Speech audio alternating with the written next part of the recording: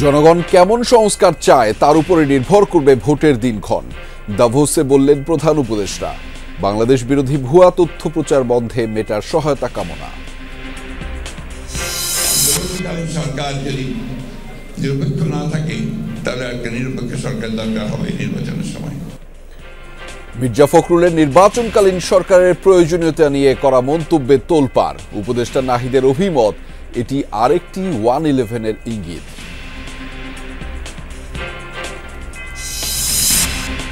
যোগ্যতার ভিত্তিতে সরকারি বেসরকারি দপ্তরে চাকরি পাবেন জুলাই বিপ্লবের আহতরা।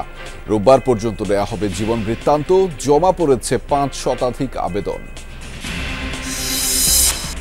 সন্ত্রাসীদের অভয়ারণ্য রাজধানীর মোহাম্মদপুর। ছিনতাই, চাঁদাবাজি আর কিশোর গ্যাংয়ের দৌরাত্ম্য নিত্য ঘটনা।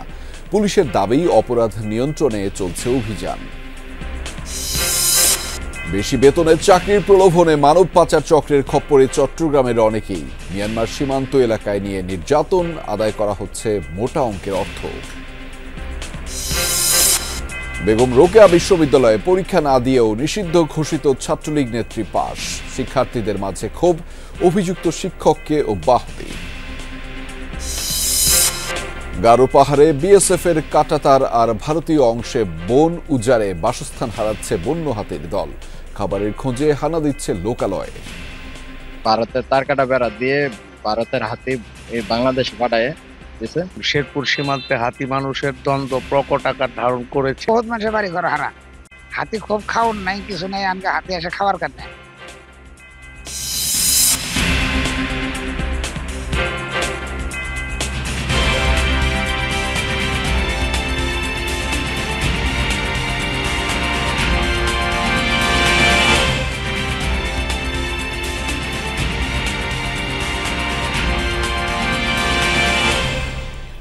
দর্শক, আমন্ত্রণ যমুনা নিউজে আপনাদের সাথে আছি আমি আহমেদ রেজা। এতক্ষণ শিরোনাম দেখছিলেন, এবার জানাচ্ছি বিস্তারিত। আওয়ামী লীগ সরকারের নজিরবিহীন দুর্নীতি বা স্বজনপ্রীতির ঘটনা নথিভুক্ত হওয়া উচিত। এগুলো গবেষণার বিষয়বস্তু হতে পারে। ওয়ার্ল্ড ইকোনমিক ফোরামের একটি সংলাপে এই মন্তব্য করেছেন প্রধান উপদেষ্টা ডক্টর মোহাম্মদ ইউনূস। বলেছেন, জুলাই গণঅভ্যুত্থানের সবচেয়ে বড় বৈশিষ্ট্য ছিল সমাজের সামগ্রিক পরিবর্তন। জানান, জনগণ স্বল্পমেয়াদী সংস্কার চাইলে নির্বাচন হবে চলতি বছরের শেষে, আর দীর্ঘমেয়াদী সংস্কার চাইলে নির্বাচন হবে আরও 6 মাস পরে।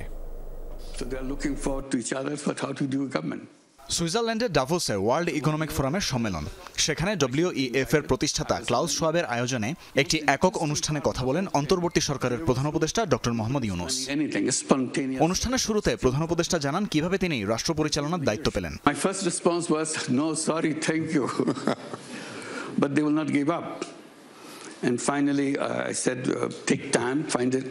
See people around, I'm sure you'll find lots of options for you.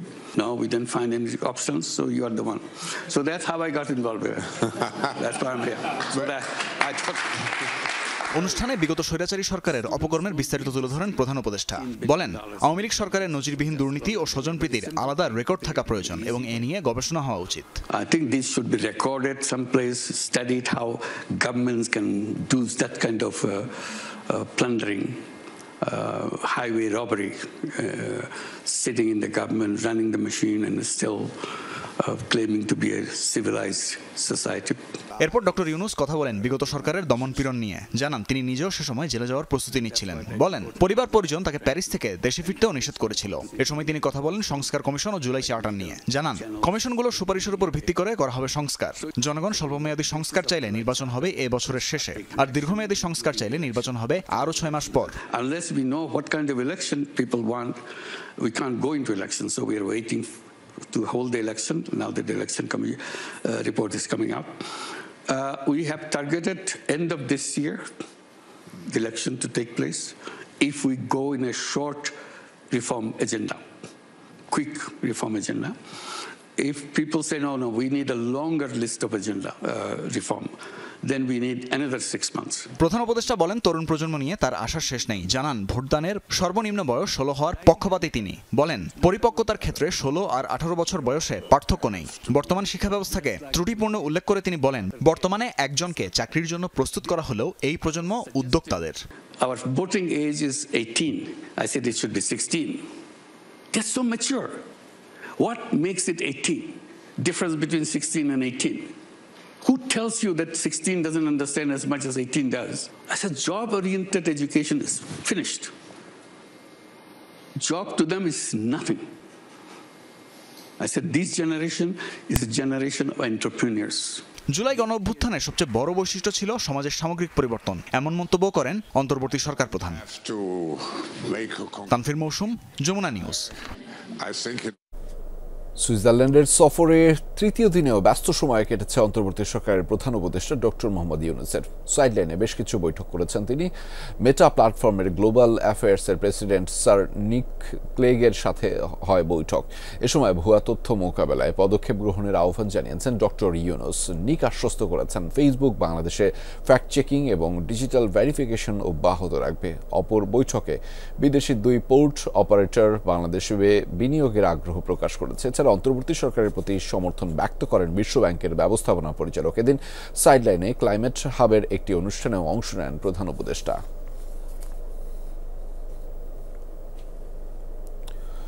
অনেক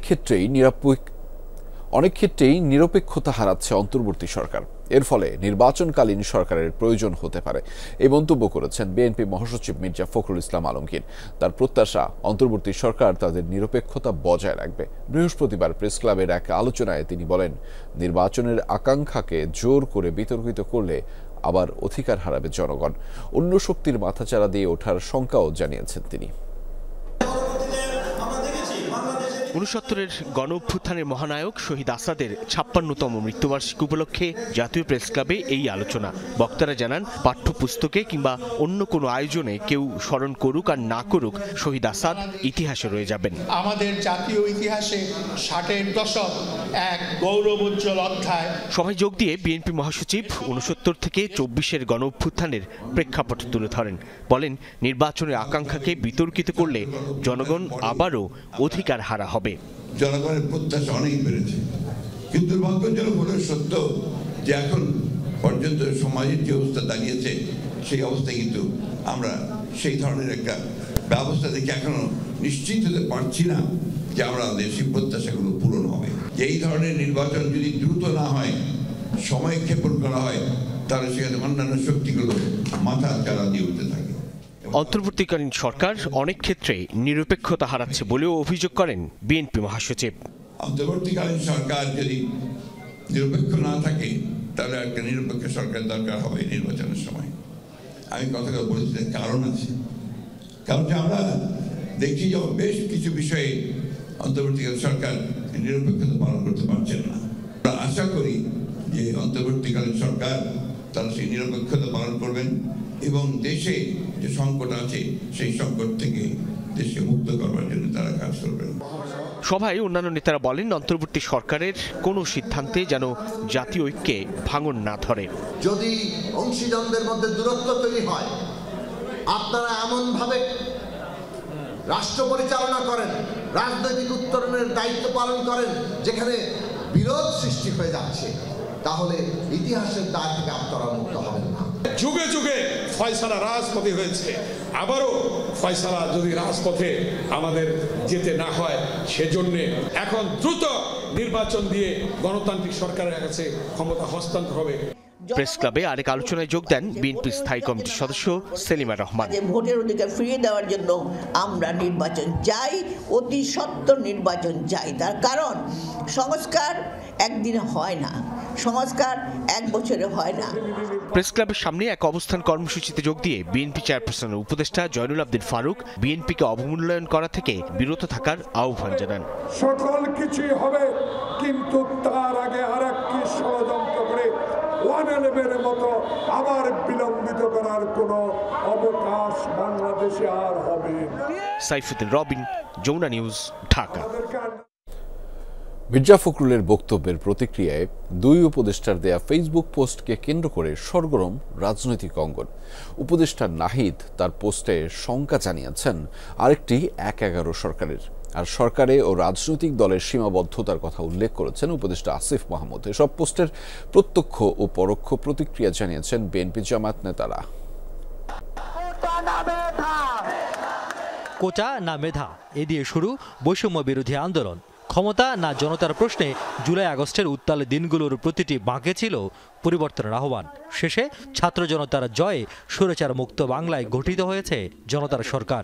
এতে ছাত্র প্রতিনিধি হিসেবে যোগ দেন গণ অভ্যুত্থানের ৩ কাণ্ডারি নাহিদ ইসলাম, মাহফুজ আলম ও আসিফ মাহমুদ সজীব ভূঁইয়া। তবে মাসখানেক ধরে সরকার ও রাজনৈতিক নেতৃত্বের সুর ও স্বরের বৈপরীত্য দৃশ্যমান। বিএনপি মহাসচিবের অন্তর্বর্তী সরকারের নির্বাচনকালীন নিরপেক্ষতা নিয়ে সন্দেহের জবাব দিয়েছেন তথ্য উপদেষ্টা নাহিদ ইসলাম। বৃহস্পতিবার সন্ধ্যায় নিজের ভেরিফাইড ফেসবুক প্রোফাইলে এক পোস্টে তিনি লিখেছেন, ছাত্ররাই একমাত্র ফ্যাক্টর যেটা ১/১১ সরকার থেকে বর্তমান সরকারকে সম্পূর্ণভাবে আলাদা করে। বিএনপি কয়েকদিন আগে -2 এর আলোচনা করলেও এখন ক্ষমতায় যাওয়ার পথ সুগম করতে নিরপেক্ষ সরকারের নামে আরেকটি ১/১১ সরকারের প্রস্তাবনা করছে। ছাত্র জনতা কোনোভাবেই তা মেনে নেবে না বলেও হুঁশিয়ারি দেন উপদেষ্টা নাহিদ। একই সঙ্গে এমন চিন্তা বিএনপির বিরুদ্ধেও ষড়যন্ত্র বলে উল্লেখ করেন তিনি। একই প্রসঙ্গে ক্রীড়া উপদেষ্টা আসিফ মাহমুদ সজীব ভূঁইয়া এক পোস্টে বলেন, সরকারে থেকে রাজনৈতিক দলের সাথে কোনো প্রকার সংশ্লিষ্টতার বিরুদ্ধে সোচ্চার তারা নিজেরাও। তবে এটি যেমন পরিষ্কার, তেমনি সরকারের নানা কাজে রাজনৈতিক দলগুলোর প্রত্যক্ষ পরোক্ষ হস্তক্ষেপ বা বল প্রয়োগও কাম্য নয় বলে মনে করেন আসিফ মাহমুদ। প্রায় কাছাকাছি সময়ে অনেকটা একই ধাঁচের স্ট্যাটাস দেন সার্জিস আলম ও হাসনাত আবদুল্লাহ। উপদেষ্টা ও ছাত্র নেতাদের এমন স্ট্যাটাস নিয়ে কিছুটা কৌশলী রাজনৈতিক দলগুলো। স্বৈরাচার বিরোধী আন্দোলনের অন্যতম অংশীজন বিএনপি নেতারা বলছেন, প্রশ্নটা যখন স্বচ্ছতা ও নিরপেক্ষতার, তখন সমস্যা সংকট মোকাবেলায় অভিজ্ঞতা অনভিজ্ঞতার প্রশ্নটাও জোরালো হয়ে আসে। একটা অভিজ্ঞ রাজনীতিবিদ যখন একটা কথা বলে, তার উপরে যদি কেউ মন্তব্য করে, তার সেই অভিজ্ঞতা যদি না থাকে, তাহলে ওসব মন্তব্যের উপরে মন্তব্য করা তো আমি প্রয়োজন মনে করি না। আরেক অভিজ্ঞ রাজনীতিবিদ মাহমুদুর রহমান মান্না উচিত অনুচিতের রেখা টানলেন তার প্রতিক্রিয়ায়। উনি যেভাবে দিনে সেটা জাস্ট শুধু আক্রমণ করার জন্য এরকম মনে হয়েছে। এটা করার দরকার ছিল না। আমরা 5 আগস্টের পর থেকে সমগ্র দেশ অনেক রকম মতপার্থক্য সত্ত্বেও কিন্তু একসাথে চলার চেষ্টা করছি। একটা ঐক্যের পতাকা, ঐক্যের ঝান্ডা সবসময় সমুন্নত রাখার চেষ্টা করছি। চলমান রাজনীতিতে নবমাত্রা যুক্ত করা স্ট্যাটাসগুলো নিয়ে কিছুটা কৌশলী জামাত। নেতারা বলছেন, কারো ব্যক্তিগত স্ট্যাটাস নিয়ে কোনো প্রতিক্রিয়া নেই দলটির। তবে ফ্যাসিবাদ রোধে ঐক্যবদ্ধ প্রয়াসের বিকল্প দেখেন না দলটির নেতারা। জামাত বরাবরই বলে আসছে যে ছাত্র জনতার গণ অভ্যুত্থানের মাধ্যমে স্বৈরাচারের পতন হয়েছে। তারা ষড়যন্ত্র করবে গণ অভ্যুত্থানকে ব্যর্থ করার জন্য। কোন অবস্থাতেই যেন তারা এই ব্যাপারে সফল না হয়, এই ব্যাপারে জনগণকে সতর্ক থাকতে হবে। আর কোন স্ট্যাটাস নিয়ে সেটা ব্যক্তি পর্যায়ে হোক বা দলীয় পর্যায়ে হোক, জামাত দলীয়ভাবে কোনো মন্তব্য করে না। ক্রিয়া প্রতিক্রিয়া যাই থাকুক, এসবের মধ্য দিয়ে মাঘের শীতে যে কিছুটা উত্তাপ ছড়াচ্ছে রাজনীতি, তা অন্তত স্পষ্ট হয়েছে দুই উপদেষ্টার ফেসবুক স্ট্যাটাসে। রিয়াজ রায়হান, যমুনা নিউজ, ঢাকা। আগামী জাতীয় সংসদ নির্বাচনে নিরপেক্ষ থাকবে অন্তর্বর্তী সরকার। এক্ষেত্রে কোনো উপদেষ্টা নতুন রাজনৈতিক দল গঠনের সাথে যুক্ত হলে তারা সরকারে থাকবেন না, এমনটা জানিয়েছেন পরিবেশ উপদেষ্টা সৈয়দা রিজওয়ানা হাসান। তার দাবি, নতুন দল গঠনে পৃষ্ঠপোষকতা করছে না ডক্টর ইউনূসের সরকার। প্রধান উপদেষ্টা ঘোষিত সময়সূচি অনুযায়ী আগামী ডিসেম্বর থেকে জুনের মধ্যেই হবে জাতীয় নির্বাচন। আলমগীর স্বপন জানাচ্ছেন বিস্তারিত। ছাত্র জনতার জুলাই গণ অভ্যুত্থানের মধ্য দিয়ে গঠিত হয়েছে নোবেল বিজয়ী ডক্টর মোহাম্মদ ইউনূসের নেতৃত্বাধীন অন্তর্বর্তী সরকার। অন্তর্বর্তীকালীন সরকারের উপদেষ্টা পরিষদে ছাত্র প্রতিনিধি হিসেবে স্থান পেয়েছেন 3 উপদেষ্টা। আন্দোলনের নেতৃত্বে থাকা ছাত্র প্রতিনিধিদের সামনের সারির অনেকে মিলেই গঠন করেছেন জাতীয় নাগরিক কমিটি।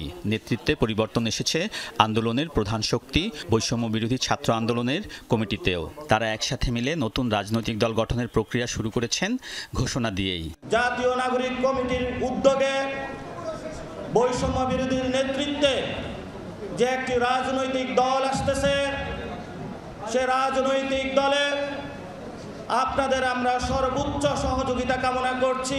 এই অবস্থায় ছাত্র প্রতিনিধিরা সরকারে থেকে রাজনৈতিক দল গঠনের প্রক্রিয়ার সাথে যুক্ত হয়েছেন বলে অভিযোগ বিএনপির। আর এতে আগামী নির্বাচন কতটা নিরপেক্ষ হবে তা নিয়ে প্রশ্ন দলটির শীর্ষ নেতৃত্বের। অন্তর্বর্তীকালীন সরকার তারা সেই নিরপেক্ষতা পালন করবেন এবং দেশে যে সংকট আছে সেই সংকট থেকে দেশকে মুক্ত করবার জন্য তারা কাজ করবেন।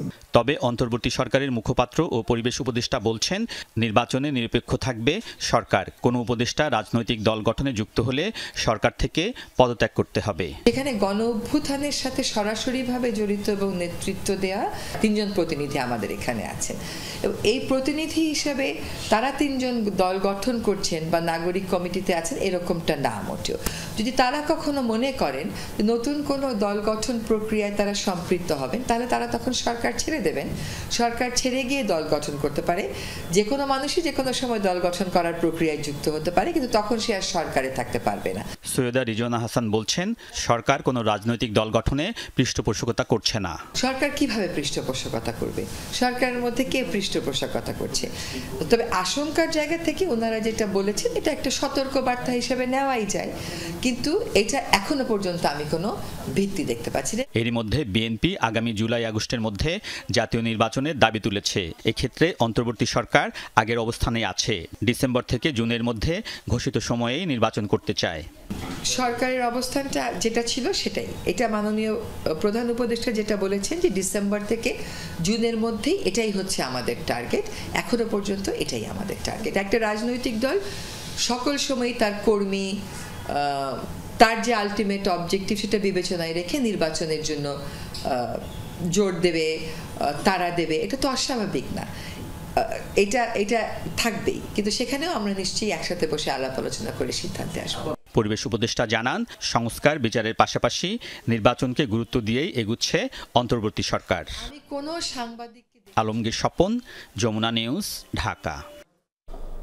লন্ডন ক্লিনিকে 17 দিনের চিকিৎসার পর শুক্রবার ছেলে তারেক রহমানের বাসায় নেওয়া হবে বিএনপি চেয়ারপারসন খালেদা জিয়াকে। তথ্য জানিয়েছেন তার ব্যক্তিগত চিকিৎসক ডাক্তার AZM জাহিদ হোসেন। জানিয়েছেন, হাসপাতালের ছাড়পত্র পেলে স্থানীয় সময় রাত 9টায় তারেক রহমানের বাসায় নেওয়া হবে খালেদা জিয়াকে। বিএনপি চেয়ারপারসন আগের তুলনায় এখন সুস্থ, এমনটাও জানিয়েছেন তিনি। বলেছেন, উন্নতি হয়েছে শারীরিক অবস্থার, তবে লিভার প্রতিস্থাপনের বিষয়ে এখনো চূড়ান্ত হয়নি সিদ্ধান্ত। এ বিষয়ে আরও কিছুদিন পর্যবেক্ষণে থাকবেন তিনি। লিভার বিশেষজ্ঞ প্যাট্রিক কেনেডির তত্ত্বাবধানে চলবে চিকিৎসা। 79 বছর বয়সী সাবেক প্রধানমন্ত্রী দীর্ঘদিন ধরে liver cirrhosis, kidney, heart, diabetes, arthritis সহ নানা শারীরিক জটিলতায় ভুগছেন। উন্নত চিকিৎসার জন্য গত 8 জানুয়ারি লন্ডন ক্লিনিকে ভর্তি করা হয় তাকে।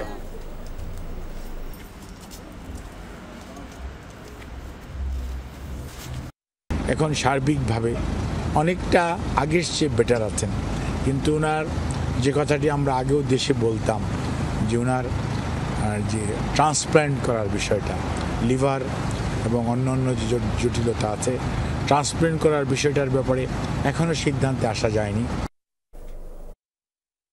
দর্শক, রাজধানীর হাতিরঝিলে চলছে রান ফর রিনিউয়েবল এনার্জি 2025-এর দৌড় প্রতিযোগিতা। সেখানে আছেন সহকর্মী আরিফুর রহমান সবুজ। তার মাধ্যমে জানাবো সেখানকার সবশেষ তথ্যগুলো আপনাদেরকে। তিনি আমাদের সাথে সরাসরি যুক্ত রয়েছেন। সবুজ, কোন পর্যায়ে রয়েছে এই দৌড় প্রতিযোগিতা সেটি একটু জানাবেন। একই সাথে এই উদ্যোগের মাধ্যমে কি ধরনের বার্তা দিতে চান, যেটি আপনি জানিয়েছিলেন আয়োজকদের পক্ষ থেকে এর আগের সংবাদে, সেটি আরও একবার জানতে চাই।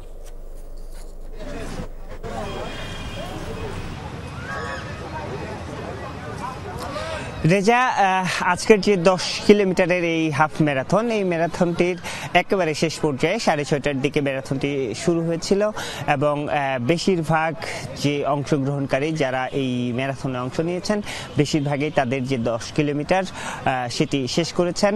আরও কিছু বাকি আছে, তারাও হয়তো কিছুক্ষণের মধ্যে শেষ করে ফেলবেন। এবং এই যে হাফ ম্যারাথনটি আপনি নিশ্চয়ই জানেন, যারা এইখানে অংশগ্রহণ করেন মূলত তারা যেটি বলছেন যে দৌড়ের সুস্থতার জন্য, মানসিক এবং শারীরিক দুটি এই সুস্থতার জন্য আসলে দৌড়ের কোনো বিকল্প নেই। এবং সে কারণেই মূলত এই হাফ ম্যারাথনগুলোতে প্রতি সপ্তাহে বা ঢাকার বিভিন্ন জায়গায় আসলে এই ম্যারাথনগুলো অনুষ্ঠিত হয় এবং প্রত্যেকটি ম্যারাথনেই আসলে এই অংশগ্রহণকারীরা বিভিন্ন সময় বিভিন্নভাবে যতটুকু পারেন অংশগ্রহণ করার চেষ্টা করেন। সেই হিসাবে আজকের এই যে রান ফর রিনিউয়েবল এনার্জি অর্থাৎ নবায়নযোগ্য জ্বালানির জন্য এই দৌড়, এবং এখানে মূলত যারা আয়োজন করছেন the earth youth for care নামে একটি সংগঠন, যারা মূলত জলবায়ুর পরিবর্তন এবং পরিবেশ সংরক্ষণ নিয়ে কাজ করে থাকে, দীর্ঘদিন ধরে এই কাজ করছেন। এবং তারা মূলত এই যে নবায়নযোগ্য জ্বালানি সেটির প্রসারের জন্য মূলত সচেতনতা বৃদ্ধিতে এই ম্যারাথনের আয়োজন করেছেন। এবং তারা বলছেন যে তরুণদের মধ্যে যদি এই সচেতনতা বৃদ্ধি করা যায়, তাহলে পরিবেশের উপর যে জীবাশ্ম জ্বালানির যে প্রভাব, সেটি থেকে কিছুটা নবায়নযোগ্য যে জ্বালানির দিকে এগোনো যায়, সেই জায়গাটি আসলে এই তরুণদের মাধ্যমেই আসলে বাড়ানো যাবে এবং এটির প্রসার বাড়ানো যাবে। সেই খবরের বিস্তারিত আপনার মাধ্যমে জানছিলাম। ধন্যবাদ সবুজ আমাদের সাথে যুক্ত হবার জন্য। জুলাই বিপ্লবে আহতদের সরকারি বেসরকারি অফিসে যোগ্যতার ভিত্তিতে চাকরি দেওয়ার প্রক্রিয়া শুরু হয়েছে। সোমবার থেকে জুলাই গণ অভ্যুত্থান বিষয়ক বিশেষ সেলে জমা নেওয়া হচ্ছে জীবন বৃত্তান্ত। এখন পর্যন্ত জমা পড়েছে 5 শতাধিক আবেদন। প্রাথমিকভাবে 26 তারিখ পর্যন্ত জমা দেওয়া যাবে সিভি। যাচাই বাছাই শেষে চাকরি প্রত্যাশীদের সাক্ষাৎকারের জন্য ডাকা হবে। বিস্তারিত জানাচ্ছেন সহকর্মী লামিয়া তিথি। ছাত্র জনতার আন্দোলনে আহতদের পুনর্বাসনে উদ্যোগ নিয়েছে জুলাই গণ অভ্যুত্থান বিষয়ক বিশেষ সেল। 20 জানুয়ারি এক বিজ্ঞপ্তি প্রকাশ করে আবেদন আহ্বান করা হয়।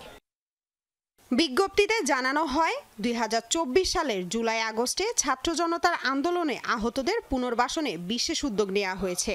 সরকারি বেসরকারি বিভিন্ন দপ্তরে শূন্য পদে যোগ্যতার ভিত্তিতে চাকরির ব্যবস্থা করবে বিশেষ এই সেল। এরই মধ্যে আহতদের কাছ থেকে সংগ্রহ করা হচ্ছে আবেদন। কিভাবে হবে আহতদের পুনর্বাসন, কোন প্রক্রিয়ায় আবেদন যাচাই বাছাই হবে, এমন নানা প্রশ্নের উত্তর দেন বিশেষ সেলের প্রধান হাসান ইনাম। এই পর্যন্ত আমাদের এখানে প্রায় 550 সিভি এসেছে। ওভারঅল চিত্রটা দেখতে চাই যে কি পরিমাণ মানুষ চাকরিতে আগ্রহী এবং কি পরিমাণ মানুষ এখন পুনর্বাসন দরকার। যারা মাস্টার্স পাস করেছেন, যারা অনার্স পাস করেছেন, যারা এসএসসি পাস করেছেন, এইচএসসি পাস করেছেন, এভাবে আমরা আলাদা আলাদা করে রাখছি। সরকারি চাকরির ক্ষেত্রে আমাদের 3 জন ছাত্র উপদেষ্টা আছেন। আমরা সিভিগুলো একসাথে করে প্রথমে তাদের সঙ্গে যোগাযোগ করব, তাদের অধীনে যে মন্ত্রণালয়গুলো আছে সেইখানে এই আহতদের জন্য বিশেষ কোনো ব্যবস্থা করা যায় কিনা। আন্দোলনে আহত ইয়াসিন এখন জুলাই গণ অভ্যুত্থান বিষয়ক বিশেষ সেলের সদস্য। জানালেন ফেব্রুয়ারি থেকেই শুরু হবে নিয়োগ প্রক্রিয়া। অফিসিয়াল জিমেইল আছে cv.julaispecialcell@gmail.com। সেই জিমেইলে আপনারা আপনাদের শিক্ষাগত যোগ্যতা, পেশা, পূর্বে কি করেছেন, কি করার অভিজ্ঞতা আছে, এই ব্যাপারে বিস্তারিত আপনারা একটা ডকুমেন্ট আকারে আমাদেরকে পাঠাতে পারেন। আমরা মূলত শিক্ষাগত যোগ্যতার ভিত্তিতে একটা ক্যাটাগরি করার চেষ্টা করছি। 7 দিনের একটা ক্যাম্পেইন করব। 1 থেকে 2 তারিখের ভিতরে কল করে তাদেরকে ডেট জানিয়ে দিতে যাওয়ার চেষ্টা করব। শিক্ষাগত যোগ্যতা ও মেধার ভিত্তিতে নিয়োগ পাবেন আন্দোলনে আহতরা। লামিয়া তিথি, যমুনা নিউজ, ঢাকা। রাজধানীর মোহাম্মদপুরে ছিনতাই, চাঁদাবাজি আর কিশোর গ্যাংয়ের দৌরাত্ম্য এখন নিত্যকার ঘটনা। রাতে তো বটেই, দিনে দুপুরেও বিপদে পড়ছেন এলাকাবাসী। বিশেষ করে ঢাকা উদ্যান, নবীনগর হাউজিং, চাঁদ উদ্যান, চন্দ্রিমা হাউজিং এবং একতা হাউজিংয়ে অপরাধ হয় বেশি। সব মিলিয়ে অতিষ্ঠ মোহাম্মদপুরবাসী। সহকর্মী আশিক মাহমুদের রিপোর্টে থাকছে বিস্তারিত। ছবি তুলেছেন আলমাস তপু। 20 জানুয়ারি দুপুর 2টা মোহাম্মদপুরের ঢাকা উদ্যান এলাকায় মোবাইলে ধারণকৃত এই ভিডিওতে দেখা যায় একটি চাপাতি নিয়ে ধস্তাধস্তি করছে 4 কিশোর। কিছুক্ষণ পরই এক কিশোরকে চাপাতি দিয়ে এলোপাতাড়ি কোপায় বাকি 3 জন। দিনে দুপুরে কি কারণে অস্ত্র হাতে কোপাকুপি করছে কিশোররা, তাদের পরিচয়ই বাকি? এসব প্রশ্নের উত্তর খুঁজতে ঘটনাস্থলে যাই আমরা। জানা যায় চাপাতি হাতে এই কিশোরের নাম হৃদয় ওরফে গোল্ডেন হৃদয়। সাথের 2 জন চকো আর হামিদুল, সবাই ইমরান গ্রুপের সদস্য। চাপাতির কোপে যে মাটিতে লুটিয়ে আছে তার নাম রাকিব। পূর্বশত্রুতার জেরেই এই হামলা বলে জানায় স্থানীয়রা। 4টা ছেলে, মানে একজনের হাতে চাপাতি, 2 জনে 3 জনে ছাড়াইতে আছে। পরে 3 জন অনেক জোরাজোরি করছে, ওখান থেকে ওই পর্যন্ত আসছে। লাস্টে মনে করেন ছাড়াইয়া ওর পেছনে 2টা মনে করেন বাড়ি দিছে, একটা আর হাত পাশে মনে একটা দিছে, পরে হাত কেটে গেছে। কোনো পোলাপার এদিকে থাকে, কতগুলো থাকে ওদিকে বাজারে গলি থাকে। এইরকম 2 পোলাপার নিয়ে দণ্ড লাগছে। ওতে আগে এক পোলাপানে কোপাইছে, পরে ওরা এসে এরকম করে কোপাইছে। যোগাযোগের চেষ্টা করা হয় আহত রাকিবের সাথে, কিন্তু সে আবারও হামলার ভয়ে এলাকা ছাড়া।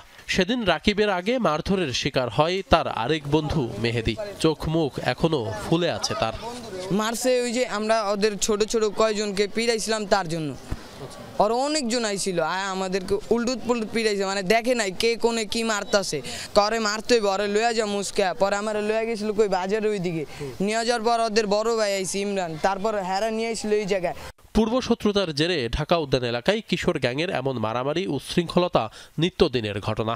ও জগ চাবাটি দিয়ে হাতে আঘাত করছে, মানে হাত পুরো ফুল নিচ থেকে উপরে বসছে, এই যে এইখানে মানে এটা অগ্রগ্রুপের বাজারের বাসিন্দারা বলছেন এসব কিশোররাই ছিনতাই চক্রে জড়িত। ঢাকা উদ্যান, নবীনগর হাউজিং, চন্দ্রিমা উদ্যান, চাঁদ উদ্যান, একতা হাউজিং সহ আশপাশের এলাকায় প্রতিনিয়ত এদের শিকার হচ্ছে মানুষ, হারাচ্ছেন মূল্যবান জিনিসপত্র। এই একতাই তো শুরু করে তুরাক পর্যন্ত কোনো নিরাপদ নাই। এখানে ডায়াবেটিস যারা সকালবেলা যারা যে জকিং করতে আহে তাদের মোবাইল টোবাইলও নিয়ে যায়, চাপাটি দিয়ে কান্দা দিয়ে বাড়ি মারে। একজনের নিরীহভাবে পাইলে রাস্তা সামনে বাইর করে কি আছে দিয়ে নিয়ে চলে যায়। কয়জন থাকে? ওরা প্রায় 5-7 জন করে থাকে। সেনাবাহিনীর ক্যাম্প যতদিন ছিল এতদিন ঠান্ডা ছিল, ক্যাম্প মনে উঠে নিয়ে গেছে সম্ভবত, যাওয়ার পরে আবার শুরু হয়েছে। পুলিশ বলছে অপরাধ নিয়ন্ত্রণে প্রতিনিয়ত অভিযান চালাচ্ছেন তারা। বেশ কিছু স্পট চিহ্নিত করেছি। আপনারা জেনে থাকবেন যে আমাদের টহল টিম ওই এলাকায় গিয়ে কিন্তু আমাদের টহল টিমের গাড়ির গ্লাস ভেঙে দেওয়া হয়েছে। তো আমাদের টিম কিন্তু যায়, বাট মোহাম্মদপুর এলাকাটা অনেক বড় হওয়াতে আমাদের টহল টিম এক জায়গায় তো স্থির থাকতে পারে না। তারা যখন এক জায়গা থেকে আরেক জায়গায় চলে যাচ্ছে তখন দেখা যাচ্ছে যে ওই জায়গাতে অপরাধীরা সুযোগ নেওয়ার চেষ্টা করছে। মোহাম্মদপুরের ঢাকা উদ্যান এলাকাধীন বুড়িগঙ্গার তীরে বিআইডব্লিউটি এর এই ওয়াকওয়ে যেন ছিনতাইকারীদের জন্য আশীর্বাদ বয়ে এনেছে। এখানে সন্ধ্যা নামলেই ছিনতাইয়ের মহা উৎসব শুরু হয়। শুধু তাই না, বিভিন্ন পাড়া মহল্লা থেকে গণছিনতাই করে ছিনতাইকারীরা এই ওয়াকওয়ে ধরে দিক বিদিক পালিয়ে যায়। এগুলো দেখার কেউ নেই। মোহাম্মদপুরবাসীর প্রশ্ন, ছিনতাইকারীদের থেকে তাদের মুক্তি মিলবে কবে? আশিক মাহমুদ, যমুনা নিউজ, ঢাকা। রাজধানীর হাজারীবাগে স্বর্ণ ব্যবসায়ীর পায়ে গুলি চালিয়ে ঘটল ছিনতাই। এ সময় সাথে থাকা 70 ভরি স্বর্ণালঙ্কার ছিনিয়ে নেওয়া হয়েছে দাবি ওই ব্যবসায়ীর। বৃহস্পতিবার রাত 11টা নাগাদ বেরিবাঁধ সেকশন এলাকায় সজল রাজবংশীর গতিরোধ করে 5 থেকে 6টি মোটরসাইকেল হাতে থাকা ব্যাগ ছিনিয়ে নিতে এলো পাথারি গুলি ছোড়ে ছিনতাইকারীরা। এ সময় 2টি গুলি তার পায়ে লাগে। পরে বিকট শব্দে হর্ন বাজিয়ে ওই এলাকা ত্যাগ করে দুর্বৃত্তরা। রাজবংশীকে আহত অবস্থায় প্রথমে ঢাকা মেডিকেলে এবং পরে একটি বেসরকারি হাসপাতালে নেওয়া হয়। খবর পেয়ে ঘটনাস্থল পরিদর্শন করেছে পুলিশ। একই দিন ধানমন্ডি ও কারওয়ান বাজার এলাকায় ঘটেছে আরও 2টি ছিনতাই। মানব পাচার চক্রের খপ্পরে পড়ে সর্বশান্ত হচ্ছে চট্টগ্রামের অনেকেই। বেশিরভাগই গ্রামের দুবাই প্রবাসী শ্রমিক। অন্য দেশে বেশি বেতনে চাকরির প্রলোভন দেখিয়ে মিয়ানমার সীমান্তে নিয়ে যাওয়া হয়। চলে টাকার জন্য নির্যাতন। বাঁচার আকুতি জানিয়ে তাদের বার্তা পেয়ে দিশাহারা পরিবার। মানব পাচার চক্রের হাতে বন্দি সাতক্ষীরার বাসিন্দা ইমরানের পাঠানো খুদে বার্তায় বাঁচার আকুতি। সম্প্রতি তার মতো এমন 17 জন বাংলাদেশি শ্রমিক ওই চক্রের খপ্পরে পড়েন। এর মধ্যে নরসিংদীর জোনায়েদ হাসান নামে একজন ফিরে আসলেও বাকিদের পরিণতি অজানা। এদেরই একজন চট্টগ্রামের আনোয়ারার বৈরাগ গ্রামের সাইমন হোসেন আবির। 2024 সালের মে মাসে দুবাইতে গিয়ে মানব পাচার চক্রের খপ্পরে পড়ে জীবনটা এখন হুমকির মুখে। 18 মাস চালা যেতে পারবি না, বলে যে না আমাদেরকে তো এরকম কথা ছিল না, আমাদের কথা ছিল 3 মাস পর আমরা চলে যাবো, আমরা 18 মাস থাকবো কেন, আমরা থাকবো না। যখন ওইটা বলছে কারণে শর্ট নিয়ে মেশিন নিয়ে চলে আসছে, বলে যে তাহলে না করলে তোদের শাস্তি আছে, তোদেরকে দিতে পারবো আমরা। $1200 বেতন, তোমরা কোম্পানিটা ঘুরে দেখতে পারো, ভালো লাগলে কাজ করবে, না হয় চলে আসবে। এই বলে তাদেরকে কোম্পানি থেকে থাইল্যান্ড থেকে ঘুরাতে নিয়ে যায়। তাদেরকে অস্ত্রের মুখে জিম্মি করে আর মায়ানমারে মাইশোর একটা জায়গার মধ্যে তাদেরকে আটকে রাখে। চক্রটির খপ্পরে পড়েন আবিরের মামা কাইসারও। বেশি বেতনে চাকরির লোভ দেখিয়ে গত বছরের 11 আগস্ট দুবাই থেকে থাইল্যান্ডে নেয়ার কথা বলে মিয়ানমার বর্ডারে আটকে শুরু করে টাকার জন্য নির্যাতন।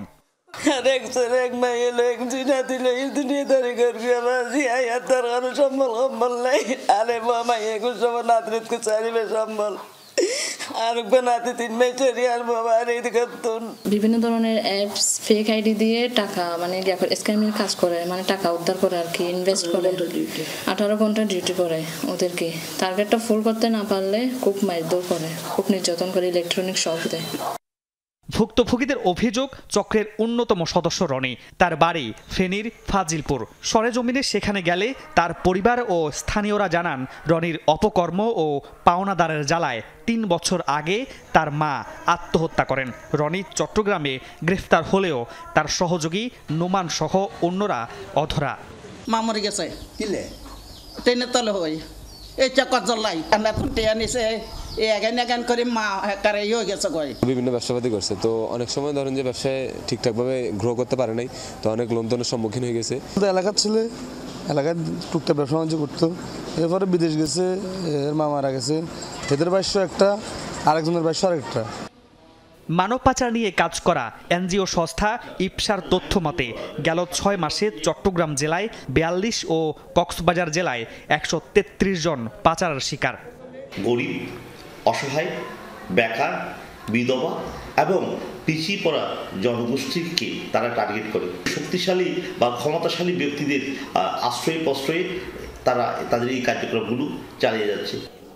পাচারের বিষয়টি জানে জেলা কর্মসংস্থান ও জনশক্তি অফিসও। পাচার শিকার হচ্ছে তাকে চাকরি দেবো বলে নিচ্ছে বা এটা নিচ্ছে, সেই কথা তো সে আর কাউকে বলতেছে না। তারা প্রতারিত হওয়ার পরে বলে যে আমি ২ লক্ষ ৫ লক্ষ টাকা দিচ্ছি, কিন্তু তার আগে কিন্তু কেউ বলে না। মামুন রশিদ অভি, যমুনা নিউজ, চট্টগ্রাম। মাঘের প্রথম ভাগে সারা দেশে বেড়েছে শীতের দাপট। উত্তরের কয়েক জেলায় গত দুদিনে দেখা মেলেনি সূর্যের। শীতের খবর জানাতে পঞ্চগড় থেকে যুক্ত রয়েছেন সহকর্মী রনি মিয়াজি। তার মাধ্যমে জানাবো সেখানকার সবশেষ তথ্যগুলো। রনি, শীতের সকালের চিত্র কেমন দেখছেন সেটি একটু জানতে চাই। একই সাথে মানুষের জীবনযাত্রার উপরে কেমন প্রভাব পড়েছে এই শীতের প্রকোপ, সেটিও জানাবেন আমাদের।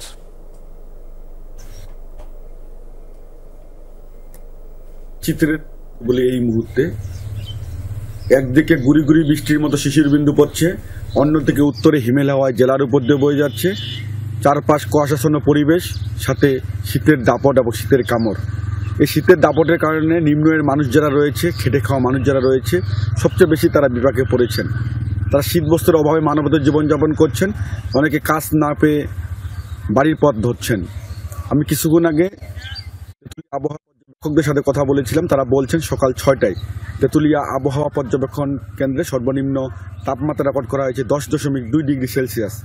যদিও এই মুহূর্তে 10 ডিগ্রি করে তাপমাত্রার পারদ উঠানামা করছে, কিন্তু শীতের যে দাপট, শীতের যে কামড়, সেটি কিন্তু অত্যাধিক। আসলে যারা নিম্নের মানুষ রয়েছেন, কাজে বের হয়েছেন, তারা কিন্তু আসলে এই দুর্ভোগের মধ্যে পড়েছেন। জেলা প্রশাসনের পক্ষ থেকে বলা হচ্ছে যে ৪৫,০০০-এরও বেশি শীতবস্ত্র বিতরণ করা হচ্ছে, কিন্তু শীতবস্ত্র যেভাবে বিতরণ করা হচ্ছে আর যেভাবে মানুষ পাচ্ছে, সেক্ষেত্রে দেখা যাচ্ছে যে বেশিরভাগ মানুষ কিন্তু মানবতার জীবনযাপন করছে শীতবস্ত্রের অভাবে। আমরা পঞ্চগড় আধুনিক সদর হাসপাতাল এবং 4টি যে উপজেলা স্বাস্থ্য কমপ্লেক্স রয়েছে, সেখানেও আমরা কথা বলেছি এবং সরেজমিনে দেখেছি শীতজনিত রোগীর সংখ্যা দিন দিন বৃদ্ধি পাচ্ছে। যারা আক্রান্ত হচ্ছে বেশিরভাগ তারা হচ্ছে শিশু এবং বয়স্ক, এবং বিশেষ করে যত দিন যাচ্ছে তত শীতের দাপট এখানে বৃদ্ধি পাচ্ছে, ক্রমান্বয়ে সেটি আসলে বৃদ্ধি পাচ্ছে। সেই খবর আপনার মাধ্যমে জানছিলাম। ধন্যবাদ রনি মিয়াজি আমাদের সাথে যুক্ত হওয়ার জন্য।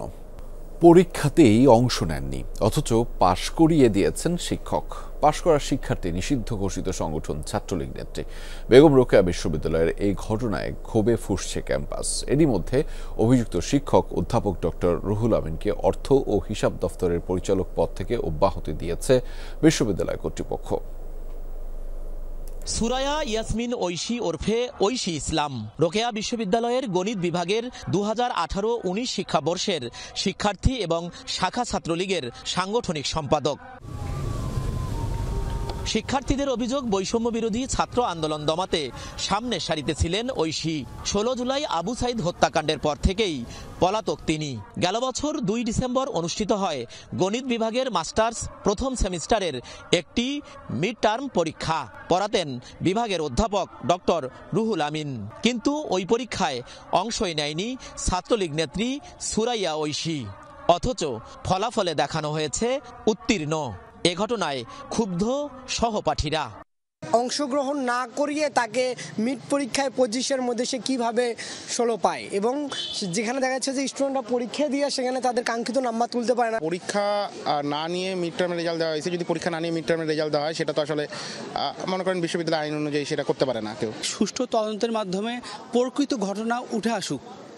আর এর সঙ্গে যদি জড়িত হয়ে থাকে সেই শিক্ষক বা কর্মকর্তা বা কর্মচারী, তার জন্য উপযুক্ত শাস্তি হয়, এটাই আমাদের চাওয়া। পরীক্ষায় অংশ না নিয়েও কিভাবে পাশ করলেন সে বিষয়ে কথা বলতে চান না ওই শিক্ষক। হতবাক উপাচার্য জানালেন তদন্তের পরই নেওয়া হবে ব্যবস্থা। বিষয়টি নিয়ে যেহেতু তদন্ত কমিটি গঠিত হয়েছে, ওনারা আমাকে কখনো ডাকলে আমি আমার কথা বক্তব্য ওখানে উপস্থাপন করব। এ ব্যাপারে যথাযথ ব্যবস্থা গ্রহণ করা হবে। এটার জন্য পরবর্তীতে কোনো ডিপার্টমেন্টের কোনো শিক্ষক এই ধরনের কার্যক্রম আর কখনো লিপ্ত না হয়, সেজন্য সবাইকে সতর্ক হওয়ার জন্য আহ্বান জানাচ্ছি। এ ঘটনায় 3 সদস্যের তদন্ত কমিটি করেছে বিশ্ববিদ্যালয় কর্তৃপক্ষ। দ্রুত প্রতিবেদন দেওয়ার কথাও বলা হয়েছে কমিটিকে। সরকার, মাঝহারুল মান্নান, যমুনা নিউজ, রংপুর। শত কোটি টাকা ব্যয়ে প্রকল্পের মেয়াদও শেষ, কিন্তু প্লান্ট চলেনি একদিনও। কর্মচারীদের অভিযোগ, নিম্নমানের যন্ত্রপাতি কেনায় সিরাজগঞ্জ মিল্ক ভিটায় 105 কোটি টাকার গুঁড়া দুধ প্লান্ট চালুর দিনই বন্ধ হয়ে গেছে। সদ্য সাবেক চেয়ারম্যান শেখ নাদির হোসেনের বিরুদ্ধে রয়েছে অর্থ লোপাটের অভিযোগ। তার বিরুদ্ধে পদ আঁকড়ে রাখা এবং 10 বছরে প্রায় 1,500 কোটি টাকা লুটপাটের তদন্ত চলছে। দিনে 2 লাখ লিটার তরল দুধকে গুঁড়া দুধে রূপান্তরের লক্ষ্যমাত্রা নিয়ে সিরাজগঞ্জের বাঘাবাড়িতে 2015-16 অর্থ বছরে একটি মেগা প্রকল্প শুরু করেন তৎকালীন চেয়ারম্যান শেখ নাদির হোসেন লিপু। 105 কোটি টাকা ব্যয়ে প্ল্যান্ট স্থাপনের কাজটির মেয়াদ ছিল 2 বছর, কিন্তু মাঝপথেই যন্ত্রপাতি কেনাকাটায় ব্যাপক দুর্নীতির অভিযোগ ওঠে। বারবার মেয়াদ বাড়িয়ে শেষ পর্যন্ত 8 বছরেও প্ল্যান্টটি চালু করতে পারেনি মিল্ক ভিটা। এটা মূলত এখানে বন্ধ করে রাখছে। এই প্ল্যান্টটা ডেনমার্কের যদি অরিজিনাল মেশিন, যেরকম আমাদের পুরোনো মেশিনটা হলো ডেনমার্কের, এটা এখন পর্যন্ত চলতেছে। আর এটা কিছুদিন নতুন প্ল্যান্ট চালু করতেই 3 বার আগুন দিয়ে গেছে। এখানে সব কিছু 2 নাম্বার মাল ব্যবহার করা হয়েছে। নাদির হোসেন লিপু উনি এইটা ভারত থেকে কম মূল্যে আইনে কোটি কোটি টাকা আত্মসাৎ করছে। সমস্তগুলো আমরা ইউরোপের আনছি, উনি নিয়ে এসেছিল ইন্ডিয়া থেকে। কখন বয়লার ফেটে যাবে, কখন ওই মেশিন ফেটে যাবে, স্বয়ং ইন্ডিয়াও কেনে ইউরোপ থেকে, এপিপির থেকে। একে তো প্ল্যান্ট চালু হয়নি, তার উপর কাজ শেষ করার আগেই তুলে নেওয়া হয়েছে বরাদ্দ, ফলে ডুবেছে কোম্পানি। যদিও ক্রয় কমিটির সদস্যের দাবি, নীতিমালা অনুসরণ করেছেন তারা। যদি কোনো রিকোয়ারমেন্ট আসে ডিপার্টমেন্ট থেকে, সেই রিকোয়ারমেন্ট অনুযায়ী সেটা আমাদের প্রপোজাল হয়, টেন্ডার হয়। বোর্ড যদি অনুমোদন দেয় আমরা টেন্ডারে যাই। টেন্ডারের পরে আমাদের প্রকিউরমেন্ট প্রক্রিয়া, যেটা সরকারি প্রকিউরমেন্ট প্রক্রিয়া PPR 2008 ফলো করে আমরা ক্রয় করি। শেখ পরিবারের সদস্য হওয়ায় মিল্কভিটার ইতিহাসে সবচেয়ে বেশি সময় ধরে চেয়ারম্যান পদ দখল করে রাখেন নাদির হোসেন লিপু। তিনি ও তার সহযোগীদের লুটপাটের কারণে খাদের কিনারায় পৌঁছেছে মিল্কভিটা। অভিযোগ আছে, নাদির সিন্ডিকেটের দুর্নীতিতে 10 বছরে প্রায় 1,500 কোটি টাকা লোকসান হয়েছে কোম্পানির। যে টাকা দুর্নীতি হয়েছে, এই টাকা এই বাঘাবাড়ি কেন্দ্র বা সারা বাংলাদেশের মিল্ক ইউনিয়নের সাথে যে খামারিরা জড়িত, তাদের এই দুধের টাকা দিয়ে সেই ঋণ শোধ করতে হবে। বিভিন্নভাবে পরিকল্পিতভাবে অর্থ আত্মসাতের একটা উৎস হিসেবে ব্যবহার করছে বাংলাদেশ মিল্ক ভিটা এবং বাঘাবাড়ি ঘাটকে। এই প্ল্যানটি এখন তো আমার মনে হচ্ছে যে ভাঙ্গুর হিসাবে বিক্রি করতে হবে। হাজার হাজার কোটি টাকা এগুলোর সম্পর্কে নিয়েছে এবং এই টাকাগুলি লুটপাট করে তারা বিদেশে পাচার করেছে। সদ্য সাবেক চেয়ারম্যানের মেয়াদকালে প্রত্যক্ষ ও পরোক্ষ দুর্নীতিতে মিল্কভিটার ক্ষতি ঠিক কত তার হিসাব চলছে। 5 আগস্টের পর সব অনিয়ম আর দুর্নীতির তদন্ত এবং প্ল্যান্ট চালুর উদ্যোগ নিয়েছে বর্তমান কমিটি। আমরা ইন্ডিয়ান কোম্পানির সাথে যোগাযোগ করেছি যে আপনারা আসেন, এসে এটাকে চালুর ব্যবস্থা করেন। ওরা মিল্কভিটার কাছে কিছু টাকা পায়, কিন্তু মিল্কভিটা টাকা আগে দিতে চাচ্ছে না, কারণ আমি যদি টাকা দিয়ে দিই তারপর যদি তারা না আসে তাহলে তো এটার আরও লায়াবিলিটিস বেড়ে যাবে। সমবায় সদস্যদের ভোট ছাড়াই 10 বছর ক্ষমতায় থেকেছেন নাদির হোসেন। এই কাজে যারা তাকে সহায়তা করেছে তাদেরও কাঠগড়ায় তোলার দাবি তুলেছেন মিল্কভিটার খামারি, কর্মচারী আর কর্মকর্তারা। আমিন বাবু, যমুনা নিউজ। শেরপুরের গারো পাহাড়ে বিএসএফ এর কাঁটাতার। ভারতীয় অংশে উজাড় করা হয়েছে বনভূমি। এতে বাসস্থান হারা বন্য হাতির দল। বন্ধ চলাচলের পথ, খাবার সংকটে হানা দিচ্ছে লোকালয়ে। বিষয়টি নিয়ে দুদেশের উচ্চ পর্যায়ে বৈঠকের আহ্বান বিশিষ্টজনদের। শেরপুর সীমান্তের গারো পাহাড়, বিস্তীর্ণ জায়গা জুড়েই বন্য হাতির আবাস। দল বেঁধে চলে তাদের ছোটাছুটি। তবে মাঝে মধ্যেই লোকালয়ে নেমে আসে হাতির পাল। ফসলের ক্ষেত আর বসত বাড়িতে চালায় তাণ্ডব। দিনকে দিন বাড়ছে হাতি মানুষের দ্বন্দ্ব। আবাসস্থল কেন ছাড়ছে এই বন্যপ্রাণী? অনুসন্ধান চালায় যমুনা টিভি। চোখে পড়ল সীমান্তে কাঁটাতার বসিয়েছে বিএসএফ। স্থানীয়রা জানালেন গারো পাহাড়ের ভারতীয় অংশে কাজু বাদাম চাষ হচ্ছে, সেজন্য ব্যাপকভাবে হাতির আবাসস্থল ধ্বংস করা হয়েছে। সাথে বিএসএফের কাঁটাতারের কারণেও বন্ধ বন্য এই প্রাণীর চলার পথ। ভারতের তারকাটা বেড়া দিয়ে ভারতের হাতি এই বাংলাদেশে পাঠায় দিয়েছে, কারণ আমরা খুব কষ্টে আছি। এই হাতিগুলো অবরুদ্ধ হয়ে পড়েছে আমাদের বাংলাদেশে। এ কারণে শেরপুর সীমান্তে হাতি মানুষের দ্বন্দ্ব প্রকট আকার ধারণ করেছে। বাংলাদেশের বন বিভাগে জায়গা কম, এখানে চিবাই চিবাই থাকতেছে। একদিকে উজাড় হচ্ছে আবাসস্থল, সাথে খাদ্য সংকটে ভুগছে বন্য হাতি। তার প্রভাব পড়েছে সীমান্তবর্তী এলাকাগুলোতে। ফসল সহ জানমাল রক্ষায় প্রতিরোধ বসিয়েছে গ্রামবাসী। তারাইলেও যাইতেছে না, ধার কাটার জন্য তো আঙ্গ বাংলাদেশে থাকতেছে। আঙ্গ বাংলাদেশের জায়গাটা অল্প বিদায় আনেছে কোন আছে থাইকে সন্ধ্যা সোম হইলেই বাইর হয়। বহুত মানুষের বাড়ি ঘর হারা, হাতি খুব খাওয়ার নাই, কিছু নাই। আমাকে হাতি এসে খাবার কাটনে আমাকে এগুলো জ্বালায় আমরা থাকতে পারি না। বিশিষ্ট জনদের মতে বনাঞ্চলে কাঁটাতার বসিয়ে হাতির অধিকার হরণ করেছে বিএসএফ। বলছেন বিষয়টি নিয়ে দুদেশের উচ্চ পর্যায়ে বৈঠকের প্রয়োজন। হাতির নিরাপদ বসতির নিশ্চয়তার জন্য দুই দেশের সরকারকে গুরুত্ব সহকারে কথা বলা প্রয়োজন, একটা সিদ্ধান্তে আসা প্রয়োজন, কারণ হাতিরও বেঁচে থাকার অধিকার আছে। জেলা প্রশাসক জানালেন মাঠে নামানো হয়েছে এলিফ্যান্ট রেসপন্স টিম। তারা সচেতনতামূলক কার্যক্রম চালাচ্ছে। যেসব জায়গা দিয়ে হাতি চলাচল করে সেখানে মানুষকে বোঝানোর চেষ্টা করছে যেন হাতির যে খাদ্যাভ্যাস সেটা নষ্ট না হয় এবং হাতির সঙ্গে কোনোভাবে দ্বন্দ্বে না করে। হাতি যদি ক্ষতি করেও থাকে, সরকারের পক্ষ থেকে আমাদের ফসলের ক্ষতিপূরণ দেওয়া হচ্ছে এবং কোনো মানুষ যদি আহত নিহত হয় সেটিরও ক্ষতিপূরণের ব্যবস্থা আছে। শেরপুর জেলার 25 কিলোমিটার এলাকা জুড়ে গারো পাহাড়। ওবায়দুর রহমান, যমুনা নিউজ। বিপিএলে পয়েন্ট টেবিলের শীর্ষে থেকে চট্টগ্রাম পর্ব শেষ করল রংপুর রাইডার্স। 16 পয়েন্ট নিয়ে সবার আগে প্লে অফ পর্ব নিশ্চিত করেছে নুরুল হাসান সোহানের দল। আসলে এখন পর্যন্ত 9 ম্যাচ খেলে 8 জয়ের বিপরীতে মাত্র একটিতে হার রংপুরের। 12 পয়েন্ট নিয়ে টেবিলের দ্বিতীয় স্থানে ফরচুন বরিশাল। 8 ম্যাচে 6 জয়ের বিপরীতে দ্বিতীয় হার তামিম ইকবালের দলের। 5 জয়ে 10 পয়েন্ট নিয়ে এরপরই আছে চিটাগং কিংস। 9 ম্যাচে দলটির হার 4টিতে। সিলেটের বিপক্ষে জয়ে 8 পয়েন্ট নিয়ে রাজশাহীকে টপকে টেবিলের 4-এ উঠেছে খুলনা টাইগার্স। আর নেট রান রেটে পিছিয়ে সমান 8 পয়েন্ট নিয়ে পরের স্থানে দুর্বার রাজশাহী। 6 পয়েন্ট নিয়ে টেবিলের ষষ্ঠ স্থানে ঢাকা ক্যাপিটালস। আর 4 পয়েন্ট নিয়ে তলানিতে রয়েছে সিলেট স্ট্রাইকার্স। দর্শক স্বাগত আরও একবার, আপনারা দেখছেন যমুনা নিউজ।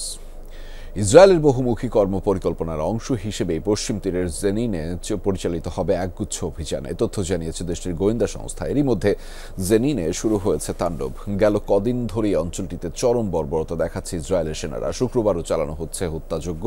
নিশ্চিত হওয়া গেছে 2 জনের মৃত্যুর খবর। মঙ্গলবার শুরু হওয়া অপারেশন আয়রন ওয়ালে এ পর্যন্ত প্রাণহানি 12। পশ্চিম তীরের অবস্থা গাজার মতো বা তার চেয়েও ভয়ঙ্কর হবে বলে শঙ্কা করছে কর্তৃপক্ষ। আহ্বান জানিয়েছে আন্তর্জাতিক মহলগুলোকে এগিয়ে আসার। যুক্তরাষ্ট্র থেকে ফেরত পাঠানো অভিবাসন প্রার্থীদের জন্য অস্থায়ী আশ্রয় কেন্দ্র বানাচ্ছে মেক্সিকো। সীমান্তের 9টি স্থানে চলছে নির্মাণ কাজ। জোরদার করা হচ্ছে নিরাপত্তাও। ধারণা ট্রাম্পের নির্বাহী আদেশে বিপাকে পড়তে পারেন যুক্তরাষ্ট্রে অবৈধভাবে বসবাসরত 50 লাখ মেক্সিকান। যুক্তরাষ্ট্র মেক্সিকো সীমান্তবর্তী শহর সিউদাদ ওয়ারেস সহ আরও 9টি সীমান্তবর্তী শহরে নির্মাণ করা হচ্ছে অস্থায়ী ক্যাম্প। যত দ্রুত সম্ভব এসব আশ্রয় কেন্দ্রের নির্মাণ কাজ শেষ করতে জোর তৎপরতা চালাচ্ছে মেক্সিকান প্রশাসন। গবেষণা সংস্থা কোলেফের তথ্যানুযায়ী যুক্তরাষ্ট্রে অবৈধভাবে বসবাসরত মেক্সিকানের সংখ্যা প্রায় 1/2 কোটি। আর ট্রাম্পের জোরালো অভিযানের মুখে দেশে ফিরতে হতে পারে বিপুল সংখ্যক অভিবাসীদের, যাদের জন্য বানানো হচ্ছে এই অস্থায়ী ক্যাম্পগুলো। যে তাঁবুগুলো তৈরি হচ্ছে সেগুলো শুধু মেক্সিকান নাগরিকদের জন্য। অন্য দেশের অভিবাসীদের দায়িত্ব জাতীয় অভিবাসী ইনস্টিটিউট নেবে। খুব সম্ভবত তাদের মেক্সিকো সিটি অথবা দক্ষিণ সীমান্তে নিয়ে যাওয়া হবে। সামনের দিনে বর্ডারের পরিস্থিতি খারাপ হবে। আমাদের ধারণ ক্ষমতা সীমিত। এর বেশি মানুষ আসলে আমরা তাদের কোনো সাহায্য করতে পারবো না। বিষয়টি অনেক ভীতিকর। দেশে ফেরত পাঠাতে মঙ্গলবার পর্যন্ত কয়েকশো মেক্সিকানকে নেওয়া হয়েছে সীমান্তবর্তী তিহুয়ানা শহরে। শঙ্কা ভবিষ্যতে আরও বাড়তে পারে এই সংখ্যা। প্রথমে সান দিয়েগো, এরপর কলোরাডো। প্রতিটি জায়গায় কাগজপত্র দেখা হচ্ছে, মনে হচ্ছে ওরা আমাদের শিকারে নেমেছে। এখানে আসার আগ পর্যন্ত হাত বাঁধা ছিল। এই অমানবিক ব্যবহারের কোনো যুক্তি দেখি না। সবাই তো যুক্তরাষ্ট্রে যে চুরি ডাকাতি করে না, ভালো মানুষও আছে। ফেরত পাঠানো মেক্সিকানদের সামনে কয়েকটি পথ খোলা রাখতে চায় কর্তৃপক্ষ। হয় মেক্সিকোতে আগে যেখানে ছিল সেখানে ফিরতে হবে, না হয় অন্য কোনো রাজ্যে কাজের সন্ধান করতে হবে, কিংবা আবারও যুক্তরাষ্ট্রে ফেরার উপায় খুঁজতে হবে। অভিষেকের প্রথম দিনই অবৈধ অভিবাসীদের অপরাধী আখ্যা দিয়ে তাদের দ্রুত বিতাড়িত করতে নির্বাহী আদেশে সই করেন মার্কিন প্রেসিডেন্ট ডোনাল্ড ট্রাম্প। এরই প্রেক্ষিতে বিভিন্ন অঙ্গরাজ্যে ধরপাকড় চালানো সহ সীমান্তে কঠোর নিরাপত্তা ব্যবস্থা নেয় ট্রাম্প প্রশাসন। তাজরিয়ান সোবহান, যমুনা নিউজ। দর্শক, এই ছিল যমুনা নিউজে। এতক্ষণ সাথে থাকার জন্য আপনাদের সবাইকে ধন্যবাদ।